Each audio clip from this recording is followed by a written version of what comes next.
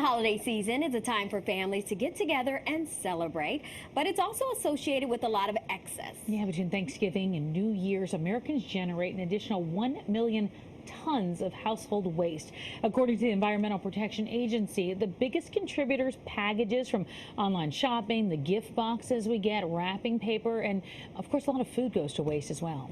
So joining us now with her ideas to have a more sustainable holiday season is environmentalist, activist, and author Heather White. Thank you for joining us.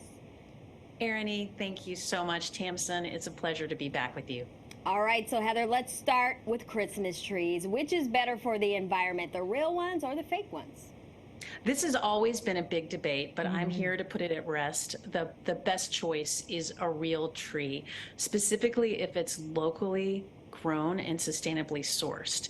Now, here's the deal. Trees are grown like any other crop. So even though it takes about a decade for the tree to grow back, especially if it's sustainably done, it's going to be composted and go back into the soil. So it is a better choice.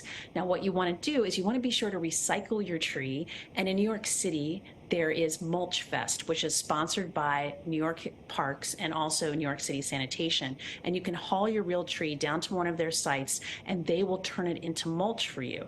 Last year, 29,000 trees were recycled. Wow. But if you have an artificial tree, Erin and Tamsin, it's fine. It's okay. Remember, environmentalism is about progress, not perfection.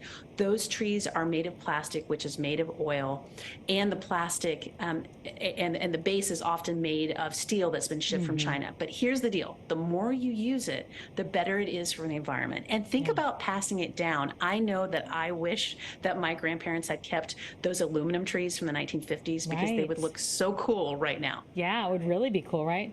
I like your green nail polish, by the way. I just noticed that. On brand always. And thank you, Erin, for the sweater too.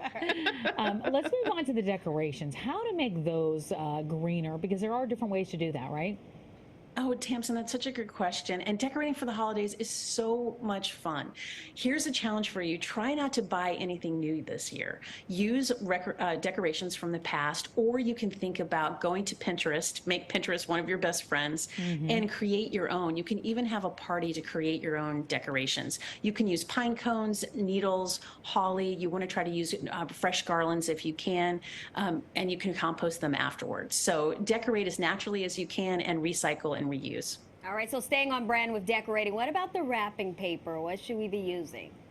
Oh, Erin, such a good question, because wrapping paper ends up in the landfill, and a lot of times that wrapping paper is coated in plastics. So you want to reuse wrapping paper from years past if you still have it. You can also consider using fabric and tying up your present. You could also think about butcher paper, which a lot of chefs use. If you have young people in your life, you can have them decorate. You can also use twine instead of plastic ribbons or bows and use real stuff to decorate. And again, Pinterest is a great resource. And if you're crafty, have fun with it. And what about gifts? How do we avoid giving each other a present that, again, is just going to end up in someone's closet, or worse, maybe worse, being regifted to somebody else who doesn't want it, right? It happens every year. And here's the thing, regifting is okay. It's fine. But here's how you can prevent doing it. Ask the people in your life what they would like to do and what they would like to receive. You'd be surprised, because most of us, especially this year, we want to embrace experiences, not things. And I say this year because of the high rates of inflation and everyone is on a tighter budget. Think about going to the movies, going to the park, taking a lesson together, or doing something that focuses on time. Also, when you're asking people what they want, think about quality and not quantity. It's not the number of gifts that they receive, but it's actually that experience and that time together. And then finally, think about that time together by putting down your phone, maybe sharing old photos, old home movies, telling stories about holidays past, and really focus on that intergenerational connection with your family and friends. Okay, so finally, holiday parties. If someone is actually hosting a lot of people, it may be a little tempting to buy the disposable plates and the plastic silverware to avoid the dishes. So what should we be doing instead? Oh, that's a great question, Ernie, because most people go for the single-use plastic because of the cleanup and the drain that cleanup has. So before you invite people over, come up with your cleanup plan and make sure it's the funnest person that you're inviting is going to stay late and help you clean up after the party. And think about an intergenerational, thinking about involving the young people because you can have a lot of fun.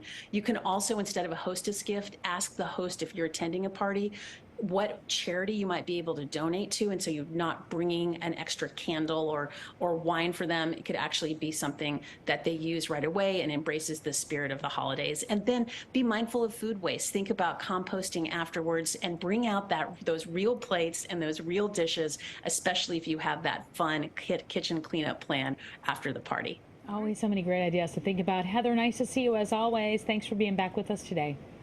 Thank you so much. I appreciate it. And One Green Thing can bring so much more joy into our lives. Thank you. All right, for more of Heather's ideas, you can check out onegreenthing.org, or you can follow her over on Instagram at onegreenthing.